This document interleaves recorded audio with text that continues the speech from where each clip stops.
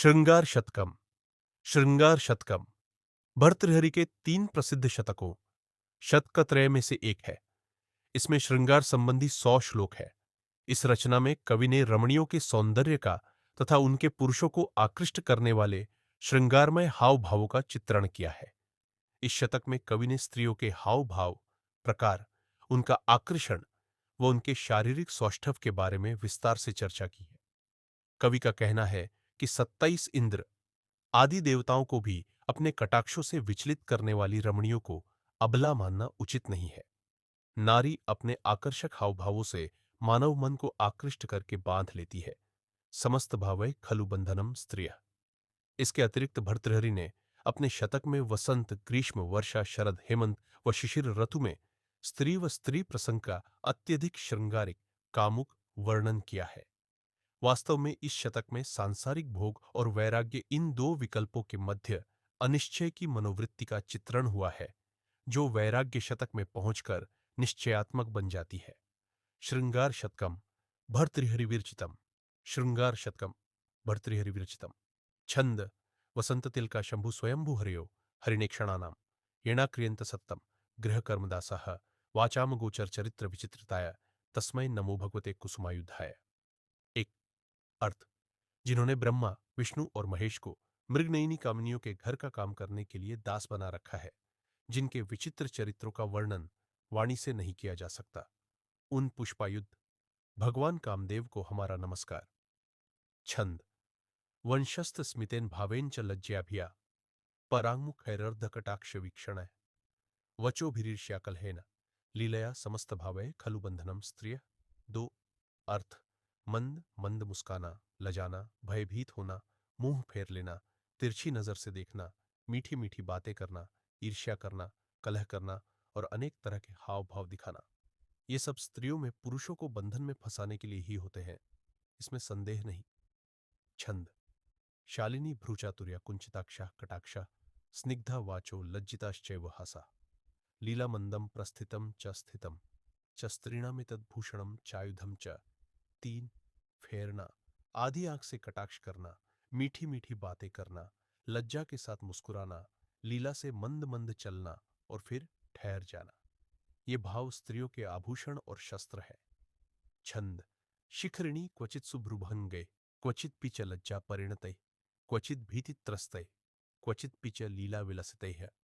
कामी पुरुषों को कभी सुंदर भौहों से कटाक्ष करने वाली, कभी शर्म से सिर नीचे कर लेने वाली, कभी भय से भीत होने वाली, कभी लीलामय विलास करने वाली, नवीन ब्याही हुई कामिनियों के मुख कमलों की खूबसूरती बढ़ाने वाले नील कमलों के समान छंचल नेत्रों से दसों दिशाएं पूर्ण दिखती है।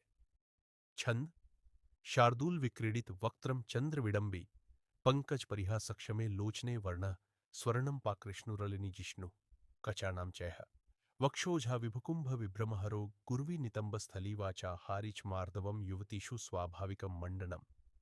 पांच अर्थ, चंद्रमा स्वरूप मुख, नेत्र ऐसे कि कमल को भी शर्म आ जाए, शारीरिक कांति ऐसी जो सोने की दमक से को भी फीका कर दे, भौरों के पुंज को जीतने वाले केश, गजराज के गंडस्थली की शोभा का अपमान करने वाले वक्ष, विशाल नितंब, मनोहर वाणी और कोमलता, ये सब स्त्रियों के स्वाभाविक भूषण हैं।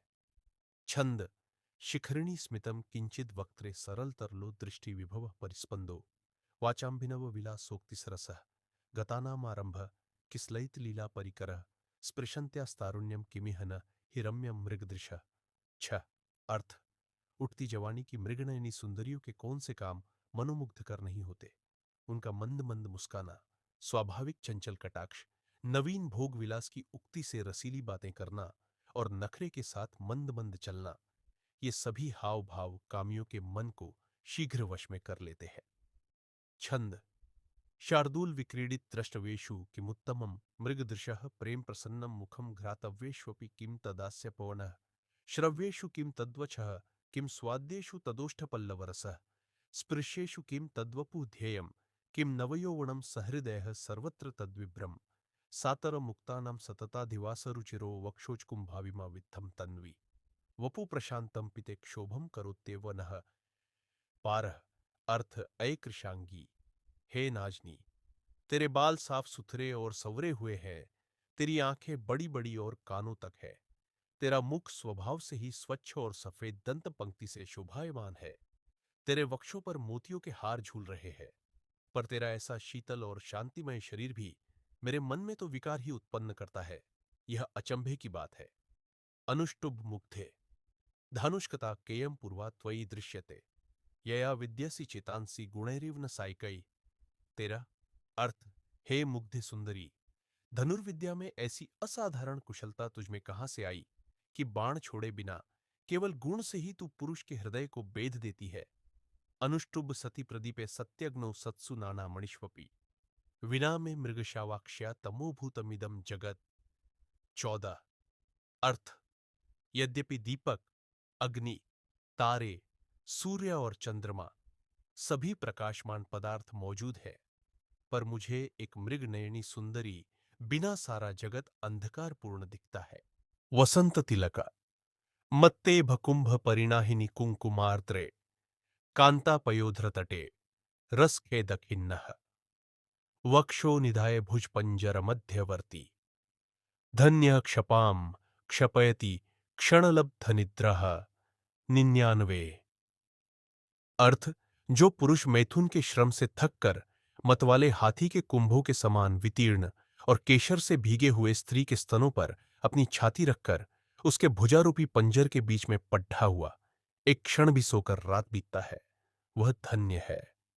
उपजाति सुधामयोपि क्षयरोग शांत्यै नासाग्रमुक्ता फलकच्छलेन अनंग संजीवन दृष्ट शक्तिर्मुखामृतम ते पिबती व चंद्र। 99। अर्थ, हे प्यारी, ये चंद्रमा अमृतमय अतएव काम चैतन्य करने वाला होने पर भी अपने क्षय रोग की शांति के लिए नाक के अगले हिस्से में लटकते हुए मोती के मिस से तेरे अधरामृत को पी रहा है। मालिनी दिशः वनहरिणीभ्यः स्निग्धवंशच्छविना कवलमुपलकोटिच्छिन्नमूलम् कुशाणाम् शुकयुवतिकपोला पाण्डु ताम्बूलवल्ली दलमरूणनखाग्रये पाटितम वा वधूभ्यः। 100। अर्थ, हे पुरुषों, या तो तुम वन मृगियों के लिए बांस के डंडे के समान छवि वाली, पत्थर की नोक से कटी हुई मूल वाली कुश नाम का घास के ग्रास दो, अथवा सुंदरी बहुओं के लिए लाल लाल नाखूनों से तोड़े हुए सुई, तोती के कपोल के समान जरा जरा पीले रंग के पान दो।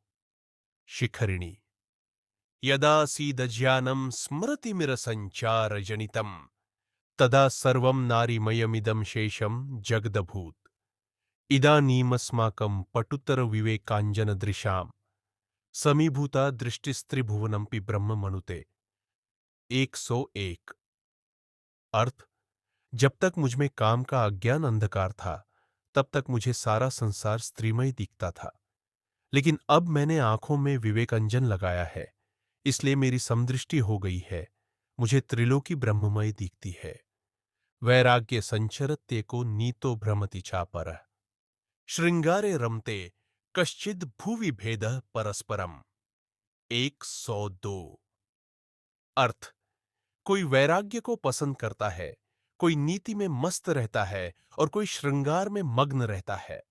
इस भूतल पर मनुष्यों में परस्पर इच्छाओं का भेदाभेद है।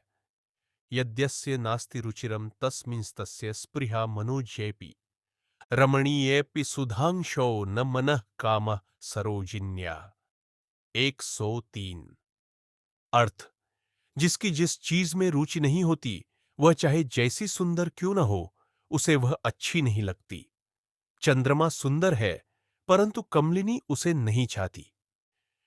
इति श्रृंगार शतकम। आगे पढ़े। भर्तृहरि विरचितम शतकत्रय नीति शतकम।